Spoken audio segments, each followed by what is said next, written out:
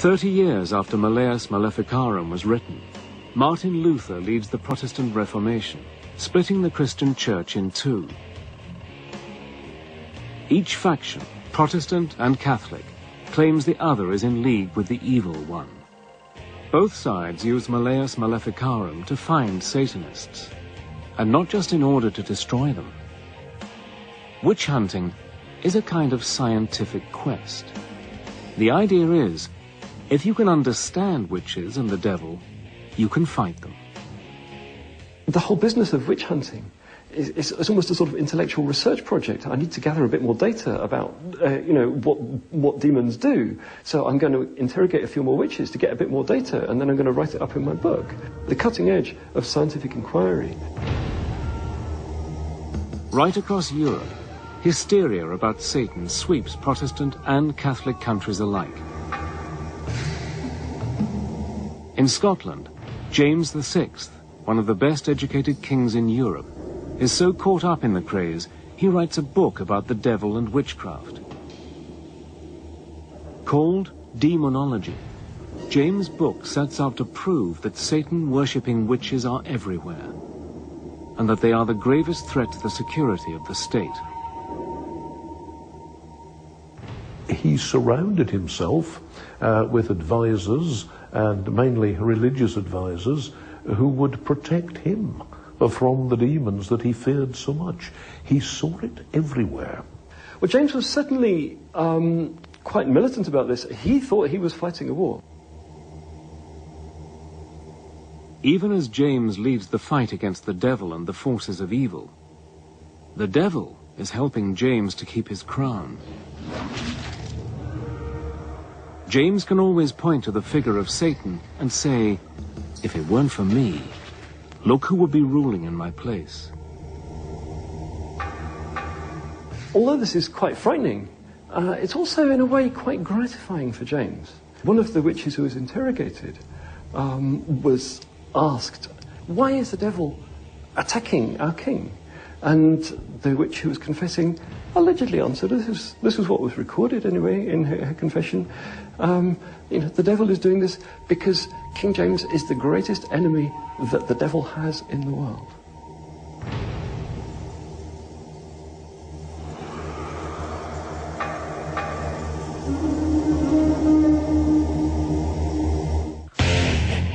When the New World of the Americas is colonized by Europeans, the devil travels with them. The Puritan colonists who arrived from England in the late 1600s are strong believers in the power of Satan. They're convinced that everyone who isn't a Puritan is controlled by the devil, and that women are especially susceptible to Satan's powers. They had established what might be called Puritan communities, and were looking to build a great example for the rest of Christendom. If you were enjoying yourself, or if a group of you were singing or dancing or having a drink, then those who were opposed to that kind of fun were quite certain that Satan was filling the glasses for you. In 1688 in Boston, an Irish laundrywoman called Mary Glover is accused of bewitching the children of one of her customers. Proof of her pact with the devil includes several rag dolls found in her house. Mary Glover was Irish and a servant. Her first language was Gaelic, and one of the tests to prove that you weren't a witch was to speak the Lord's Prayer. The linguistic difficulties meant that she couldn't speak the Lord's Prayer without, as they saw it, blaspheming. She was hanged as a witch in 1688.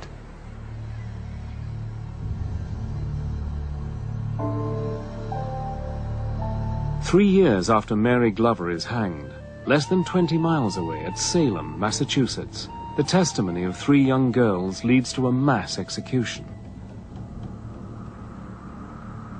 Some of the children were said to be possessed by spirits sent from the witches. And so when they were standing witness, they were performing being possessed. In the Salem witch hunt, 150 people are arrested. 19 men and women are hung or crushed to death. 17 others die in prison. In an ironic twist to the story, the Salem jury later apologized, blaming the devil for their mistake.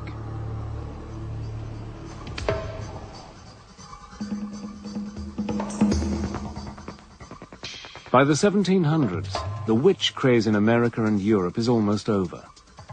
A new, more scientific view of the world is gaining ground. Modernism, as the project that we get from the 18th century Enlightenment, actually banished religion, superstition, and all of that, and just said that that belongs to the Dark Ages. We're now in the modern world. We believe in facts. We believe in science. And if you want to be religious, that's a private option which you can go and practice somewhere else. Although the witch hunts have ended, and the educated classes of Europe and America even start to question whether the devil exists, in the folk tales of ordinary people, Satan lives on. But he's very different from the formidable and terrifying devil of the witch-finders. One of my own favourites is that of Dunstan, who was a very powerful blacksmith. The devil arrives and asks to have his shoes replaced. And he simply gets hold of his nose with 2 red-hot tongs and throws him out. And that is a very, very different devil. That's a devil that you can put in his place.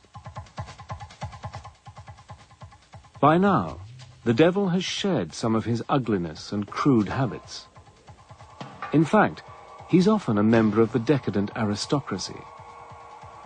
He's a handsome gentleman dressed in fine clothes and mixing in fashionable company. Like Hades, the Greek god of the underworld, and the Satan of the ancient Gnostic heresies, this Satan controls the material world of wealth, power, and sex. He can give all these things to you if you promise him your soul. The most famous of all devil folk tales is the story of Faust. The devil, in the form of the clever and devious Mephistopheles, offers to grant Faust all his wishes. But there's a price. One of the things that many necromancers or people using necromantic spells are interested in is how to get women into bed. Faust is very interested in that, and he gets all kinds of women, including Helen of Troy. Faust's bargain with the devil ends in disaster for Faust. Mephistopheles calls in his debt, and Faust dies horribly. The devil takes him away to spend eternity in hell.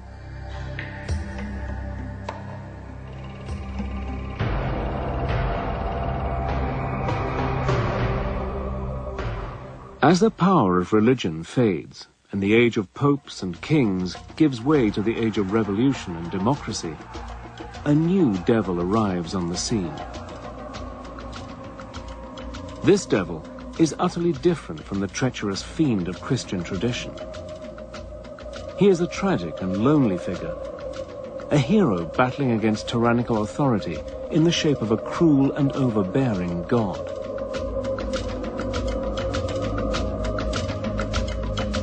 Satan is now a brave and handsome rebel. And so you get the kind of romantic view of Satan as not really a villain or an evil person at all, but the opposite of that. Satan is a good guy who's challenging the boss. In the age of Romanticism, we find the poets, particularly like Byron, creating a Byronic hero who is somehow dark and sinister and has a past.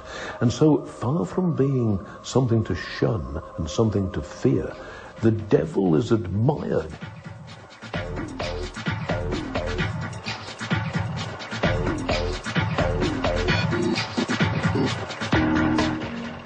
With the 20th century, the devil's fortunes take a turn for the worse. No longer feared or admired, he becomes a figure of fun. He even joins the world of commerce, helping to sell products from wine to chocolates and beer. In the age of marketing and the consumer society, Satan can bring the lure of the forbidden to a tired brand. It's a long way from an apocalyptic war between good and evil. It has been a hallmark of the